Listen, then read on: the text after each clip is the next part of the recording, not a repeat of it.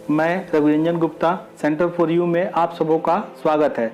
अगर आप इस चैनल पर नए हैं तो चैनल को सब्सक्राइब करें और बेल आइकन को दबाना न भूलें ताकि हमारा वीडियो का नोटिफिकेशन सबसे पहले आपको प्राप्त हो। यदि वीडियो पसंद आए तो लाइक ज़रूर करें। अगर कोई समस्या या सुझाव हो तो आप कमेंट कर सकते हैं। चलिए आज का लेसन शुरू करें।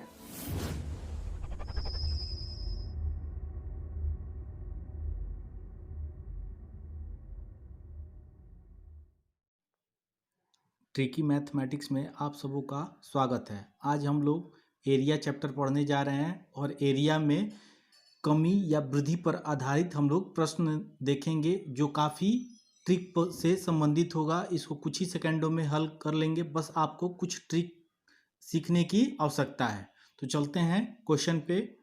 दिया है एक आयताकार प्लॉट की लंबाई 10% और चौड़ाई 5% बढ़ाई गई तो उसका क्षेत्रफल कितना प्रतिशत बढ़ जाएगा। यानी लंबाई में भी वृद्धि हो रहा है और चौड़ाई में भी वृद्धि हो रहा है। जब दोनों में वृद्धि होगा तो उसके लिए मैं आप लोग को एक ट्रिक बताने जा रहा हूँ। वृद्धि प्रतिशत बराबर x plus y plus x into y upon 100। X और वाई दोनों को क्या कर रहा है, वृद्धि को दर्शा रहा है। तो x के जगह हम लोग 10 रखते हैं और y के जगह 5 रखते हैं। तो वैल्यू रख देते हैं। ये कितना हो गया 15। ये जीरो से ये जीरो कट गया, ये आपका 0.5 हो गया, यानी 15.5% का वृद्धि हो जाएगा।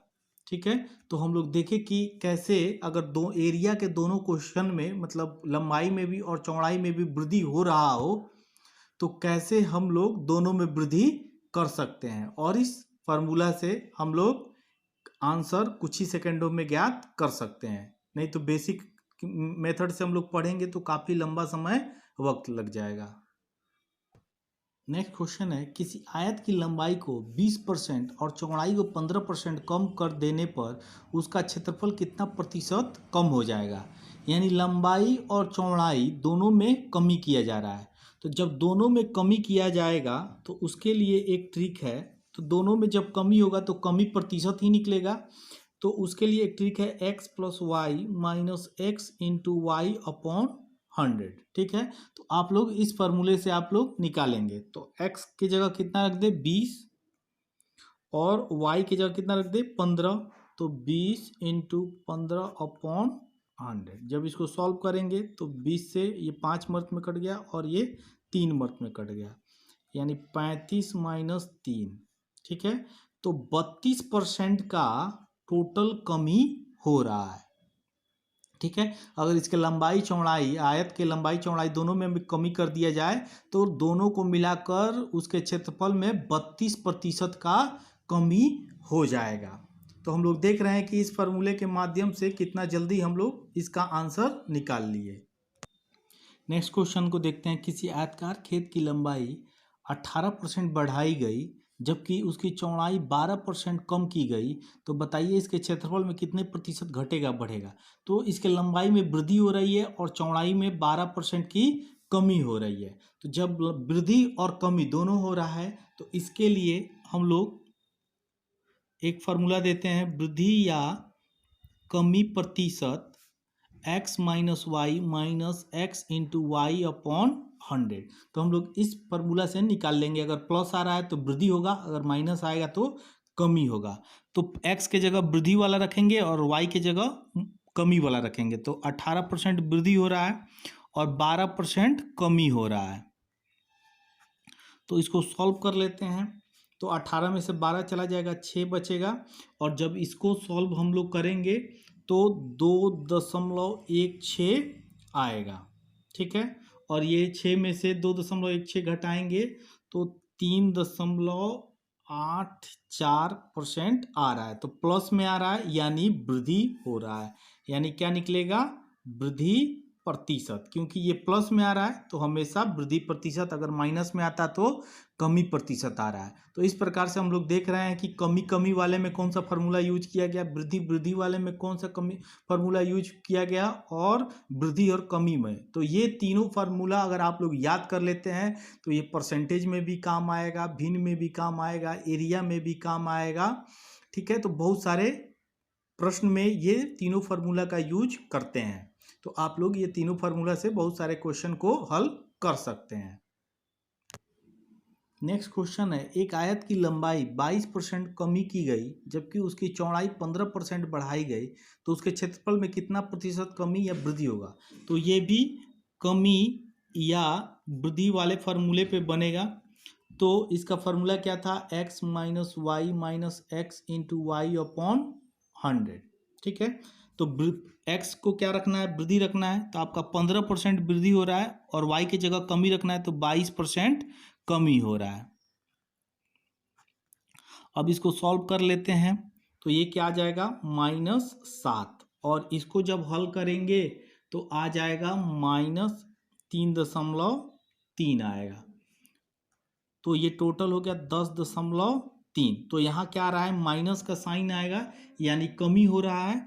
तो ये हमारा निकलेगा कमी प्रतिशत, यानी 10.3% का क्या हो रहा है, कमी हो रहा है। जब उसके लंबाई में 22% की कमी कर दिया जाएगा और चौड़ाई में 15% की वृद्धि कर दिया जाएगा, तब ओवरऑल 10.3% का कमी आएगा।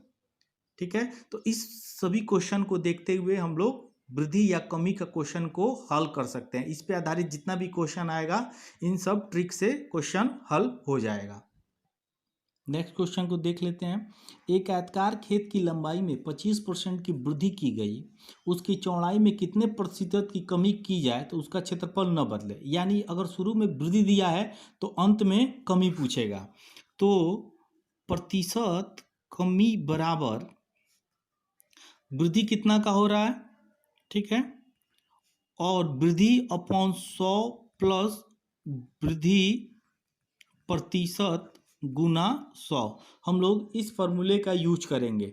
तो वृद्धि कितना का हो रहा है, 25% का, तो 100 प्लस 25 125 गुना 100, यानी 25 से ये 5 मर्त में कट गया और ये 2 मर्त में कट गया। ठीक है, तो 20% आ रहा है। तो अगर हम लोग उसके लंबाई में 25% की वृद्धि किया गया है तो चौड़ाई में कितना प्रतिशत का कमी करना पड़ेगा, तो 20% का कमी करना पड़ेगा, ताकि उसके क्षेत्रफल में कोई भी परिवर्तन ना हो।